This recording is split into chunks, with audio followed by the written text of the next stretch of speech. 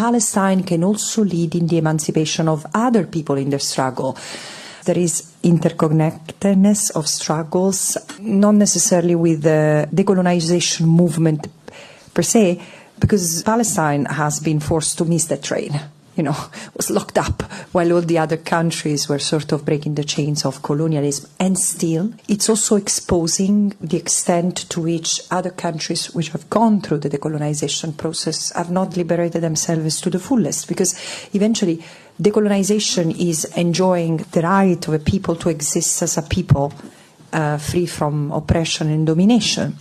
And if we look at a number of countries outside of Europe, outside of the settler colonial bloc, we see countries where the control over natural resources, think of Congo for example, remains acute and violates the right of self-determination of the Congolese people. So now I think that Palestine can also lead in the emancipation of other people in their struggle to liberate themselves from control that it was of a criminal king like centuries ago, and today is enacted by corporations and multinationals.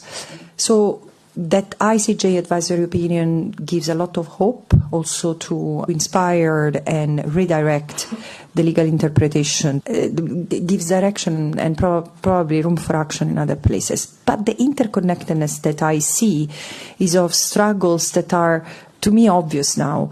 But when we talk of indigenous people, I've been meeting with indigenous people from Australia, Canada, New Zealand, and the United States. We have the feeling that indigenous people in the countries that I've mentioned enjoy privileges. Finally, they are recognized.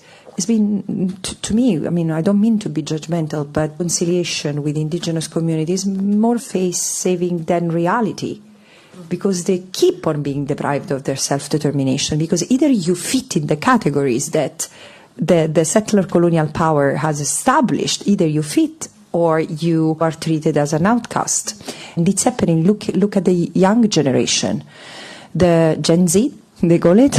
But it's incredible what they are doing. They recognize themselves primarily in the struggle for environmental justice to save the planet, which is incredible, and it's incredibly important, because they recognize themselves in what is happening in Palestine, because of course they see the environmental impact.